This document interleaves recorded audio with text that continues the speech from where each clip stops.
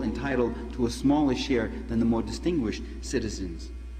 Furthermore, man cannot live by bread alone, not even at the physiological level. The proletarians needed money for rent, clothing, and other necessities.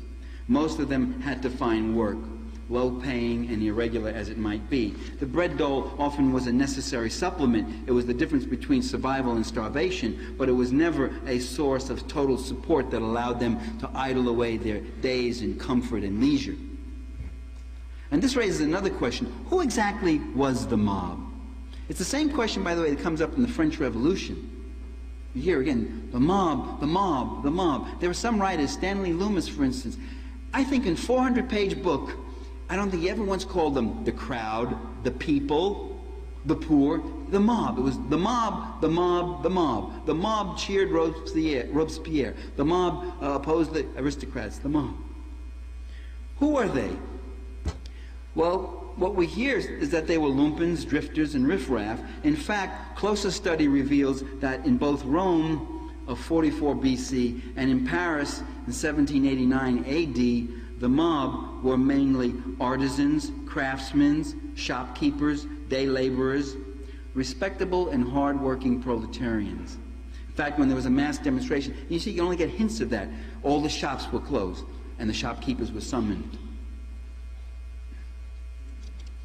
And the circuses. Who went to the circuses? It wasn't just the poor.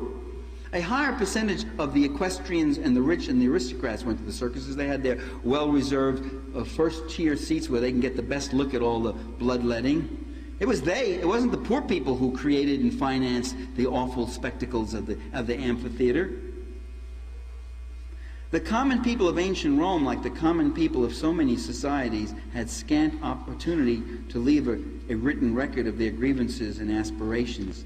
But what little we know of them suggests that the proletariat could sometimes display a social consciousness that was definitely superior to anything possessed by their would-be superiors.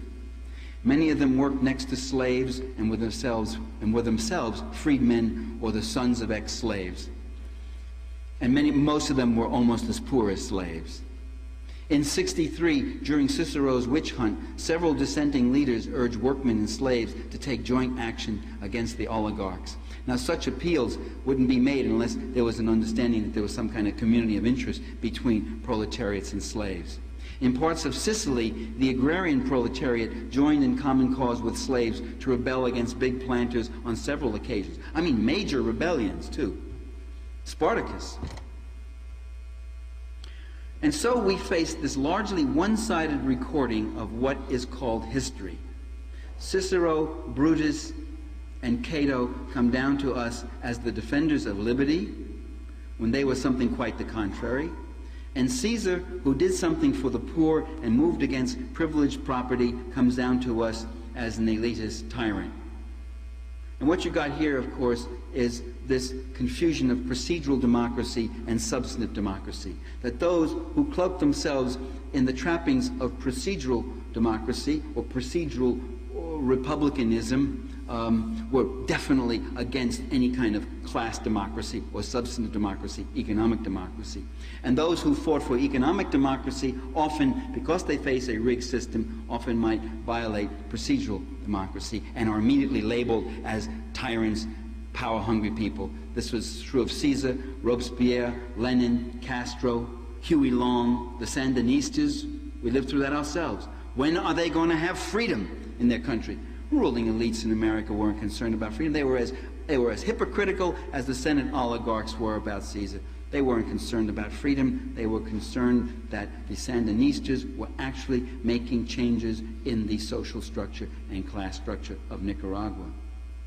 So what we must do is learn to read history against the grain and swim against the mainstream and try to keep connected to those who came before us.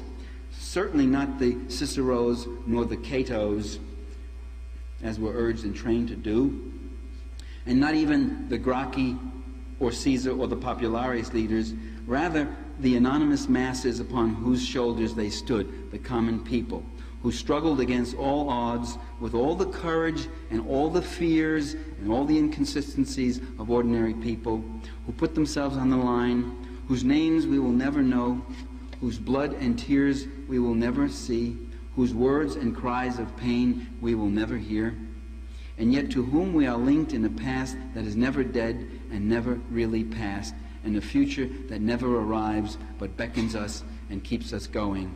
And so history never ends, the last page is never written, and the best pages are written not by princes, presidents, prime ministers, popes, or even professors, but by the people. For all their faults and shortcomings, the people are all we have.